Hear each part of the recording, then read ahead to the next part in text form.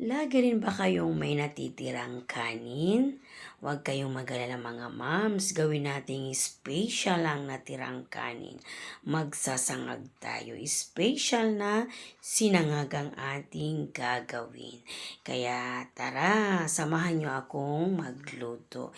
Etong mga ingredients natin, kinailangan lang natin ng bawang, sibuyas at may hotdog tayo at meron tayong yung mixed vegetable na carrot, green peas at mais. At may nakita ko sa rep na ilang hiwa pa ng adobo. So, hinati ko ng maliliit para hindi masayang. Ihalo natin sa ating fried rice. Then, gumamit din ako dito ng isang egg. O, di ba?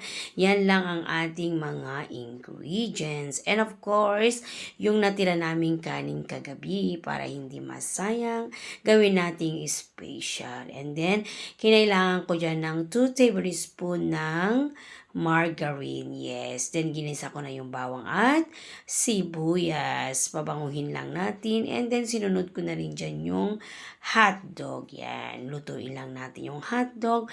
Then, sinunod ko na rin dyan yung itlog at yung mixed vegetable natin.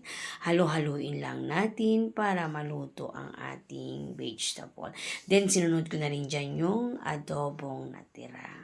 And then, tinimplahan ko dyan ng 2 tablespoon ng toyo pampalasa. Kayo na lang po ang mag-adjust. Then, naglagay ako ng paprika, konti lang at konting curry powder.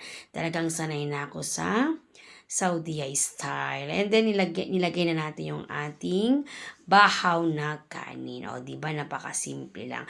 Halo-haluin lang natin. And then, lasahan nyo kung kailangan nyo mag-additional ng salt or what. Diba? And then, yan na. Pwede na tayong kumain, mga moms. Thank you for watching. God